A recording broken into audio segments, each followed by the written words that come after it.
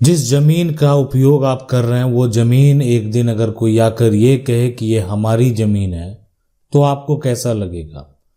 और वो भी आप इस पर मकान बनाकर रह रहे हैं या मकान बनाने जा रहे हैं, ऐसे सिचुएशन में कोई आता है और ये कहता है ये हमारी ज़मीन है, आप इसको छोड़ दीजिए, आपको इसको खाली करना पड़ेगा। तो ज़मीन पर कब्जा और कागजात को लेकर यहाँ पर मामला पटना हाईकोर्ट तक पहुँच गया और पटना हाईकोर्ट ने एक ऐतिहासिक फैसला सुना दिया। ये कहानी है राधे श्याम गुप्ता की। आज राधे श्याम गुप्ता ने क्या किया? क्या राधे श्याम गुप्ता को न्याय मिला? राधे श्याम गुप्ता पर किसने दावा कर दिया? आखिरकार ये विवाद कहाँ का विवाद है, यानी वो जगह कौन सा है जहाँ का ये राधे श्याम गुप्ता है और वहीं का ये विवाद है। आज पूरी कहानी बताएंगे और वो भी जजमेंट के साथ, यानी फैसले के साथ, और साथ में केस का भी पूरा डिटेल आपको बताने वाले हैं।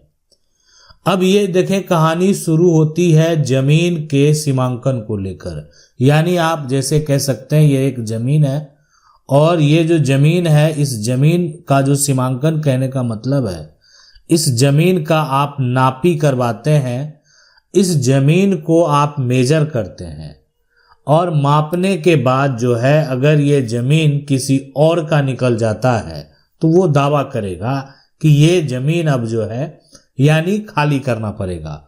और इसकी नापी जो होती है वो अमीन के द्वारा की जाती है, यानी जो अमीन है इसको मेजर करते हैं इसलिए कि उनको पता होता है कि आखिर जो लैंड का मैप है, जमीन का मैप है, उसको कैसे मेजर करना है, कैसे नापना है। और यही हुआ राधे श्याम गुप्ता के साथ। ये जो कहानी है ये कहानी है यानी बिहार की, यानी बिहार राज्य जो है उसमें एक जिला है और जिला का नाम है यानी बक्सर।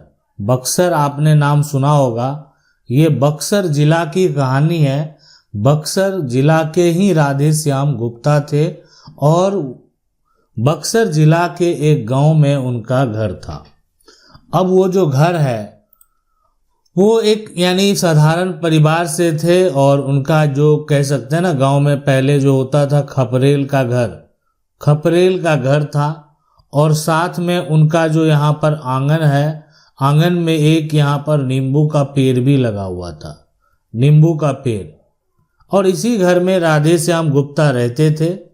और ये जो है यहाँ पर करीब अगर बात करें तो 60 साल से वहाँ पर रहते थे, 60 साल से वो रहते थे। उसके ऐसा नहीं है कि उनके जो पिता हैं, उनके जो दादा हैं वो भी वहीं रहते थे और वो 60 साल से रह रहे थे। घर की पूरी जो एक तरह से पोजीशन है, जो दीवार है, उसमें एक रास्ता भी था, यहाँ पर छोटा सा रास्ता था। लेकिन आखिर ठीक है, वो रह रहे हैं, उन पर उनका घर है, उनका मकान है। लेकिन एक दिन क्या होता है कि इस जमीन को मेजर करने के लिए, जमीन को नापने के लिए जो है सरकारी अमीन जो है वो आते हैं। और सरकारी अमीन आने के बाद यानी वो इनके घर पे आए और ये स्पष्ट तरीके से कह दिए कि देखें आपका जो घर है ना ये सरकारी ज़मीन में है, यानी कुछ ऐसा हिस्सा है जो कि सरकारी ज़मीन में बना हुआ है, आपने इसको कब्जा करके रखा हुआ है। और ये जो है सुनकर राधे श्याम गुप्ता जो है वो चौंक गए। सीधी सी बात है, आज जो ये घर में रह रहे थे और कोई आकर ये कहे कि आपकी ज़मीन सरकारी है, उन्होंने वर्षों से जिस जमीन को अपना समझा था कि अपना जमीन है, वो जमीन आज कोई जो है दूसरा ये सरकार के द्वारा अमीन आता है और ये बता रहा है कि नहीं ये जमीन जो है ये सरकारी जमीन है। उन्होंने धीरे से कहा बाबू साहब ये तो हमारा घर का हिस्सा है, आप लोग गलत देख रहे हैं। लेकिन राधे श्याम ने जो है अपनी पुरानी जो दस्तावेज हैं वो दस्तावेज निकालना शुरू किए उसमें। और वो दस्तावेज उनके पास जो है जमीन का, जैसे बोलते हैं जमीन का खतियान, जमीन का जो पुराना यहाँ पर मैप है, पुराना मैप, जमीन का जो सर्वे रिकॉर्ड है, यहाँ पर सर्वे रिकॉर्ड, जमीन की जो रसीद है वो रसीद, ये घर यहीं था। ये रास्ता उनका ही है। लेकिन सरकारी जो अधिकारी हैं वो ये मानने को तैयार नहीं थे कि ये उनकी जमीन है। अब हुआ क्या कि मामला पहुंच जाता अदालत में। आखिरकार जो है यानी अब मामला चला गया अदालत में, कोर्ट में ये मामला चला गया। आप समझ सकते हैं कि राधे श्याम गुप्ता का जो मामला है वो कोर्ट में चला गया और यहाँ पर सरकार के द्वारा ये कहा गया, सरकार की जो अमीन है वो कहा गया कि यह जो रास्ता है यह एक तरह से जमीन सार्वजनिक है। जमीन जो है ये यहाँ पर सार्वजनिक है, ऐसा कहा गया और इस पर कब्जा ये कर लिए हैं, इस पर कब्जा है। अब इन पर जो है कब्जा करने का आरोप तक लग गया। ऐसे सिचुएशन में ये तो सरकार के द्वारा जो कहा गया, अब राधे श्याम जो है उनके द्वारा ये कहा गया कि ये जो जमीन है यानी मेरा जो घर है और मेरे पास इस घर के दस्तावेज भी मेरे पास है, दस्तावेज मेरे पास है, यहाँ पर मेरे जो है पास है। तो अगर मकान का जो घर का कागजात उनके पास है तो निचली अदालत जो है वो गहराई से देखने के बाद, सारा कुछ मेजर करने के बाद जो है एक तरह से स्पष्ट तरीके से, और निचली अदालत ने एक बड़ा फैसला दिया और वो फैसला राधे श्याम गुप्ता के पक्ष में। यानी ये जो है ये साफ साफ कहा गया निचली अदालत के द्वारा, जो ये विवादित जमीन की बात हो रही है, ये विवादित जमीन यानी राधे श्याम यहाँ पर जो है गुप्ता की है, राधे श्याम की है। अब ये अगर निचली अदालत के द्वारा फैसला आता है तो आप समझ सकते हैं कि ये जो जजमेंट है वो राधे श्याम के फेवर में आया। लेकिन आखिरकार मामला हाईकोर्ट तक कैसे पहुंच गया? सरकार ने दोबारा जो है इस मामले को, यानी कह सकते हैं सरकार के द्वारा अपील किया गया हाईकोर्ट में, ताकि सारी जो एक तरह से प्रक्रिया है उसको सही ढंग से देखा जाए। अब ये जो कहानी है ये सच्ची घटना पर आधारित है। यानी जो जजमेंट है, अगर जजमेंट की बात करें तो पटना हाईकोर्ट का पूरा डिटेल आप एक बार जान लें। यानी जो पटना हाईकोर्ट का ये जजमेंट है, कोर्ट जजमेंट। अब ये जो जजमेंट है तो इसमें जो केस नंबर ये यहाँ पर है सेकेंड अपील 76 ऑफ 2000 यानी 11। यानी ये जो है एक तरह से जो विवाद हुआ है वो पटना हाईकोर्ट में जो गया है वो यहाँ पर है the state of Bihar versus, यानी जो केस किया गया है ये है राधे श्याम यहाँ पर गुप्ता। और 14 सितंबर यानी जो सितंबर है 2016 को ये पटना हाईकोर्ट के द्वारा एक बड़ा ही ऐतिहासिक फैसला दिया गया। अब बात करें कि ये जो ऐतिहासिक फैसला दिया गया वो किसके पक्ष में दिया गया? अब सरकार के जो वकील हैं, यानी ये साफ साफ कहा गया, देखें सरकार का जो वकील है वो कह रहे हैं कि यह जो गली है, इनके घर के पास जो गली है, रास्ता है, वह सार्वजनिक है।